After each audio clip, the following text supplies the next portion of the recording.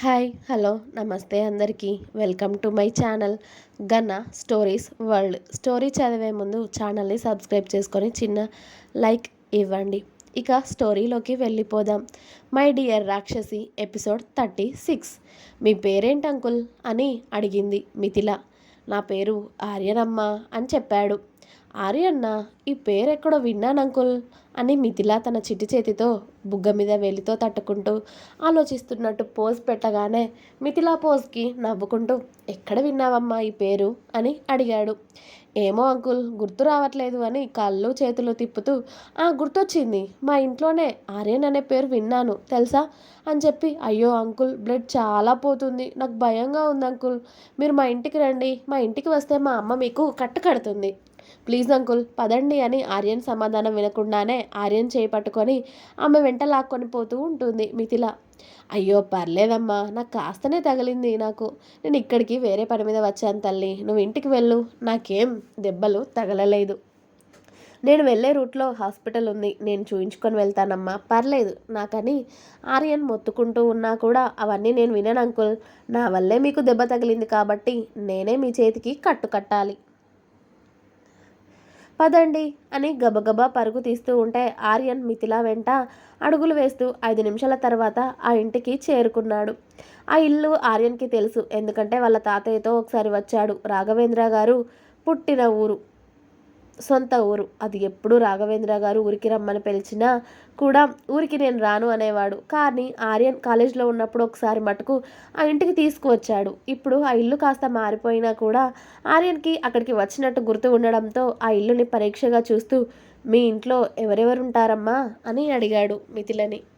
నేను, మా మమ్మీ, ఇంకా మా బాబాయ్ పిన్ని ఏమో హైదరాబాద్లో ఉంటారు, ఇంకా మాకు ఒక తాతయ్య ఉండేవారు, కానీ ఆయన పాపం చనిపోయారు తెలుసా, ఇంకా ఇంట్లో పని వాళ్ళందరూ ఉంటారు, మా మమ్మీ టీచర్ తెలుసా, నేను చదివే స్కూల్లోనే అంటూ మిథిల గేట్ ఓపెన్ చేసుకొని ఆర్యన్ని ఇంట్లోకి లాక్కు వెళ్తుంటే, ఆల్రెడీ అక్కడ పనిచేస్తున్న వాళ్ళ మొహాలు ఆర్యన్కి గుర్తే ఉన్నా పని వాళ్ళందరికీ ఎలాగో ఆర్యన్ అని తెలుసు కాబట్టి వాళ్ళందరూ కూడా ఆశ్చర్యపోతూ వాళ్ళు చేస్తున్న పనిని ఆపి మరీ ఆర్యన్ని చూస్తూ షాక్ అయ్యి నిలబడ్డారు.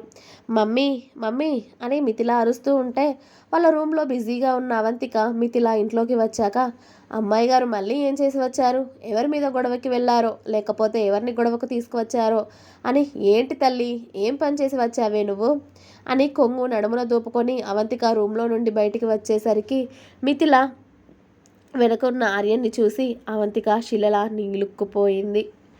అమ్మా, ఈ అంకుల్కి చాలా దెబ్బలు తగిలాయి తెలుసా, నేను ట్రాక్టర్ని చూడకుండా ఎదురు వెళ్తే అంకుల్ నన్ను ఆ ట్రాక్టర్ కింద పడకుండా కాపాడారమ్మా, పాపం నన్ను కాపాడే ప్రాసెస్లో అంకుల్ చేతికి కాళ్ళకి చాలా దెబ్బలు తగిలాయి, అలాగే చాలా బ్లడ్ కూడా పోయింది తెలుసా, ఇదిగో తలకి కూడా తగిలింది చూడు, ప్లీజ్ మమ్మీ అంకుల్ చేతికి కట్టు కట్టవా, నా వల్ల దెబ్బలు తగిలాయి కదా, సారీ మమ్మీ, ఇంకొకసారి ఇలాంటి పని చేయను, కానీ నా వల్లే అంకుల్కి దెబ్బలు తగిలాయి అని చాలా బాధగా అనిపిస్తుంది, అందుకే మా మమ్మీ నీ చేతికి కట్టు కడుతుందని ఇంటి వరకు తీసుకొచ్చాను మమ్మీ, నేనేమైనా తప్పు చేశానా అని అడుగుతుంది మిథిల వాళ్ళ అమ్మ కళ్ళల్లోకి చూస్తూ.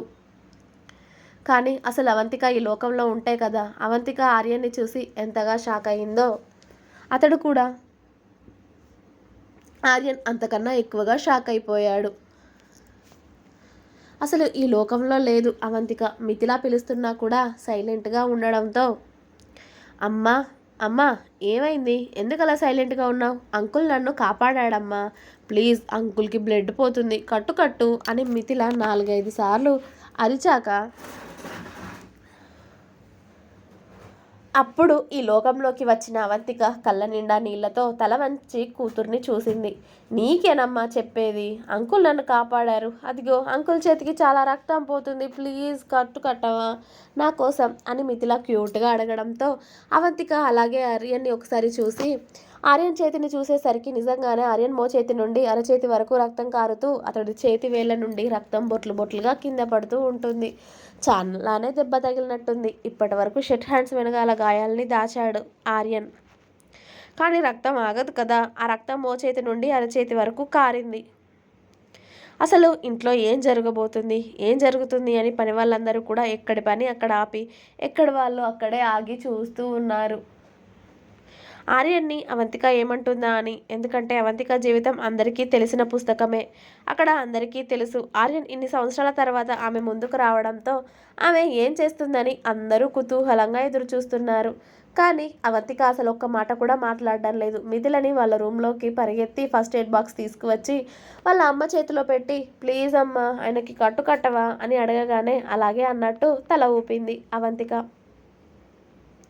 దాంతో మిథిలా మొహంలో సంతోషం వచ్చేసి ఆర్యన్ చేయి పట్టుకొని తీసుకొచ్చి సోఫాలో కూర్చోబెట్టి, అంకుల్ తనే మా అమ్మ, మీ చేతికి కట్టు కడుతుంది అనగానే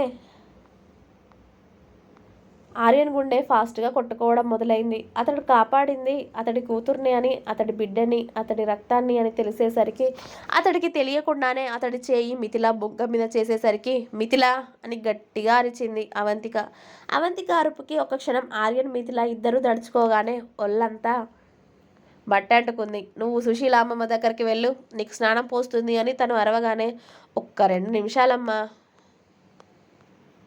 స్నానం చేస్తాను చెప్పినట్టుగానే, ముందు అంకుల్కి కట్టుకట్టాక చేస్తాను అనగానే అవంతిక సోఫా దగ్గరికి వచ్చి ఫస్ట్ ఎయిడ్ బాక్స్ అక్కడ పెట్టేసి ఆర్యన్ చేతికి ఉన్న షర్ట్ పైకి లాగి అడ్డదిడ్డంగా రక్తాన్ని తుడిచేసి ఓ ఆయింట్మెంట్ అప్లై చేసి అతడి చేతికి గాయమైన దగ్గరే కాదు, గాయం అవ్వని చోట కూడా కట్టేసి చాలా అని చూసింది కూతురు కళ్ళల్లోకి.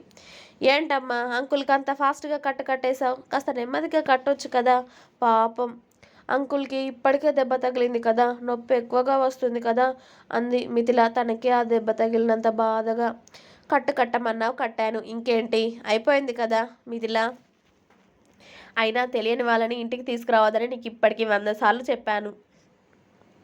అయినా నువ్వు నా మాట వినవా అంది అవంతిక కూతురు జబ్బ పట్టుకొని చాలా కోపంగా. అప్పటికే మిథిల కళ్ళల్లోకి నీళ్లు వచ్చేసి చిన్నగా ఏడుస్తూ ఉంటుంది వాళ్ళ అమ్మ కోపాన్ని చూసి. అప్పటికి కూతురు కళ్ళల్లో నీళ్లు చూసి ఆర్యన్కి ఏదో తెలియని బాధ అతడి గుండెల్లో మొదలై చిన్నగా నొప్పి వస్తూ ఉంటే అతడికి తెలియకుండానే స్పృహ కోల్పోయి సోఫాలో నుండి కింద పడిపోతాడు. అతడు కింద పడిన సౌండ్ చూడగానే అవంతిక అతడిని చూసి కళ్ళు చిన్నవి చేస్తే, అయ్యో అంకుల్ మీకేమయ్యింది అని మిథిల ఆర్యన్ దగ్గరికి వెళ్ళి అతడి పక్కన కూర్చొని ఆర్యన్ బుగ్గన తడుతూ ఉంటుంది. అంకుల్ కళ్ళు తెరవండి అని. అంకుల్ అంకుల్ మీకేమైంది అంకుల్, లేవండి ప్లీజ్ అని కళ్ళల్లో నుండి నీళ్లు కారిపోతూ ఉంటే, అంకుల్ ప్లీజ్ లేవండి అంకుల్ లేవండి అని ఏడుస్తూ ఉంటుంది. అసలు ఆమె ఎందుకు ఏడుస్తుందో కూడా తన అర్థం కావట్లేదు ఆ చిన్ని మనసుకి. ఆర్యన్ పడిపోతే అంత బాధ ఎందుకు కూడా అర్థం అవ్వట్లేదు. తెలిసిన మనిషి అక్కడే ఉంది కదా అవంతిక.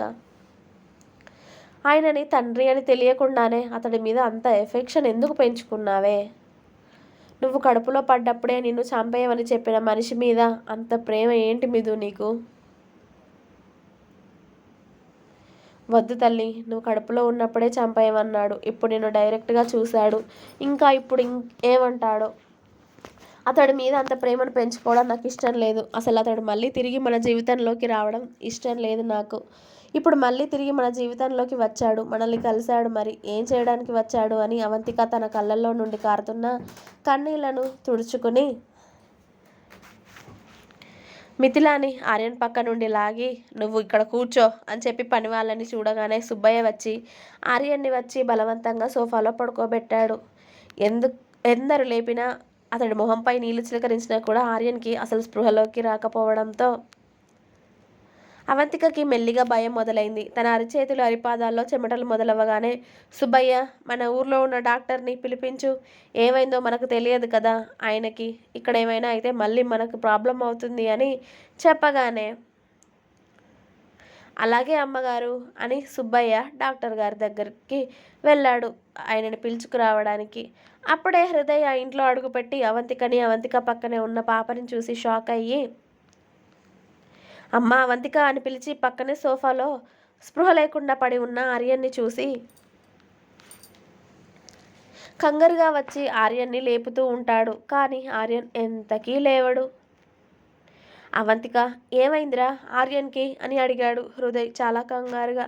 ఆయనకేమైందో మాకేం తెలుస్తుంది అన్నయ్య, నా కూతుర్ని కాపాడారంట ఆయన, ఆ కృతజ్ఞతతో ఆయనకి దెబ్బలు తగిలాయని నా కూతురు ఇక్కడికి తీసుకొస్తే ఫస్ట్ ఎయిడ్ చేశాను. దయచేసి మీ ఫ్రెండ్ని ఇక్కడ నుండి తీసుకెళ్ళిపోరా, ఆయనను చూడాలి అన్న నాకు చాలా ఇబ్బందిగా ఉంది. ప్లీజ్ మీరు ఎంత త్వరగా ఇక్కడ నుండి వెళ్ళిపోతే నాకు అంత బాగుంటుంది. నాకు అసలు ఊపిరి ఆడట్లేదు ఆయన చూసిన దగ్గర నుండి. ఇంతకు ముందు ఒకసారి ఆయన నా లైఫ్లోకి వస్తే నా జీవితం చెల్లాచెదరైపోయి ఇక్కడికి వచ్చి నిలబడ్డాను. నాకు చాలా భయంగా ఉంది. ప్లీజ్ ఆయనని తీసుకెళ్ళిపోండి అన్నయ్య అని చేతులెత్తి దండం పెట్టింది అవంతిక హృదయ్ని చూస్తూ. అవంతిక ఎందుకలా మాట్లాడుతుందో అర్థం చేసుకోలేని వాడు కదా హృదయ్. ఎందుకంటే ఆర్యన్ అవంతిక జీవితంలో ఏం జరిగిందో ప్రతి ఒక్క పాయింట్ హృదయ్కి తెలుసు.